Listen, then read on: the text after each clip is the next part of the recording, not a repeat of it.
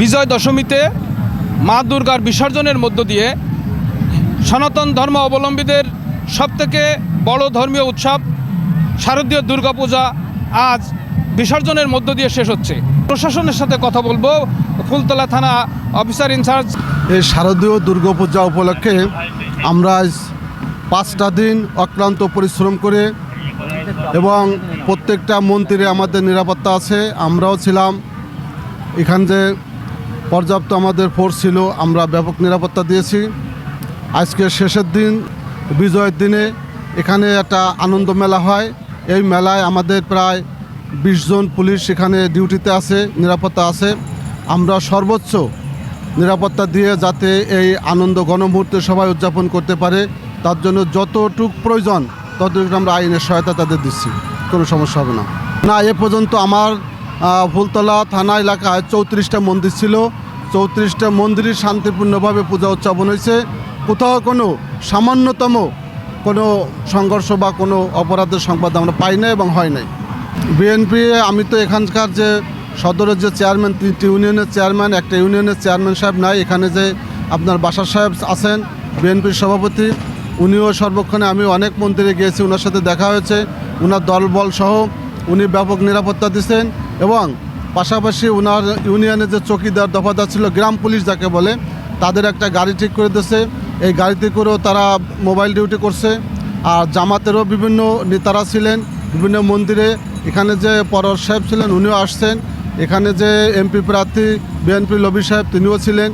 রাজনৈতিক সব দলীয় সর্বদলীয় নেতাকর্মী যারা ছিল তারাও ব্যাপকভাবে এখানে যাতে কোনো রকমের বিশৃঙ্খলা না ঘটে তাদের নেতাকর্মী দিয়ে তারা সেইভাবে পাহারা দিচ্ছে।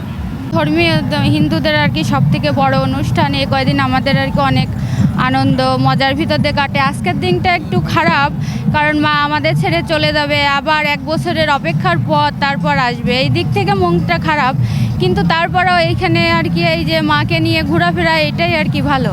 আনন্দ করতেই আইছি, আনন্দ আছে। আর একদিক থেকে খারাপ লাগতেছে যে মা চলে যাবে আজকে, এই 5 দিন পরে আজকে চলে যাবে।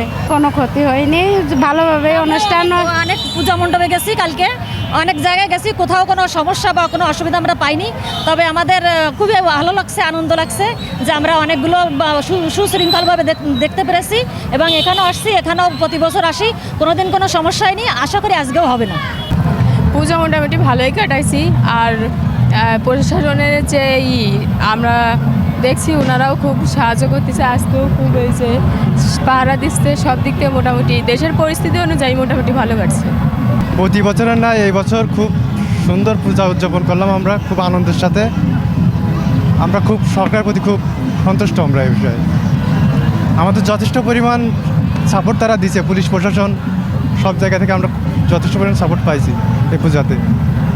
দুর্গার বিসর্জন আসছে, মা দুর্গার বিসর্জন দেখতে আসছি। খুব প্রাণবন্তভাবে মানুষজন পূজা উদযাপন করছে। সরকারের সার্বিক সহযোগিতা ছিল, হ্যাঁ, সবাই স্বতঃস্ফূর্তভাবে পূজা উদযাপন করছে। সকলের ভিতরে আনন্দ উল্লাস আছে। আপনারা দেখতে পাবেন এখানে হাজার হাজার লোক আসছে।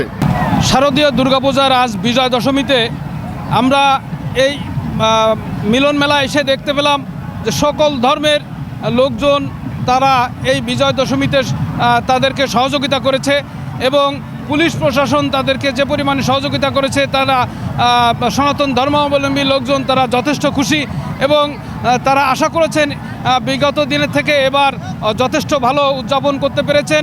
এভাবেই তারা আশা করেন। আমার হাতে এই ছিল সর্বশেষ। Tofazzal Hossain, NGB online, Phultala, Khulna.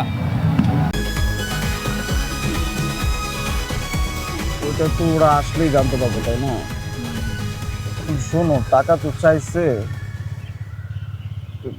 10,000 টাকার শর্ট আছে, বুঝছো?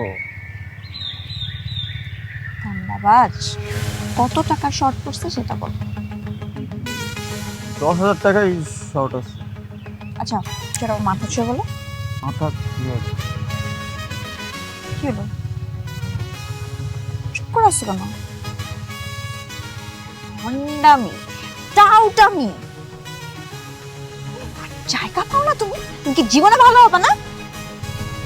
শোনো, ভন্ড আর টাউট বলবা না, আমার ইগোতে লাগে। তুমি ওইটাই ঠিক আছে ভণ্ডামি টাউটামি মানুষ করে, কিন্তু গার্লফ্রেন্ডের সাথেও এটা কোনো কথা? দেখো মিমি, আমি আগের থেকে অনেক লক্ষ্য হয়ে গেছি, ভালো হয়ে গেছি। পুরোপুরি হইতে পারি নাই, অর্ধেক ভালো তো 50% ভালো হয়ে গেছে। আগে যদি হইতো আমি তোমার থেকে 20,000 টাকা চাইতাম। এই চুপ। তাও না 10,000। ঠিকভাবে বলো কত টাকা শর্ট পড়ছে? 5,000 টাকা লাগবে।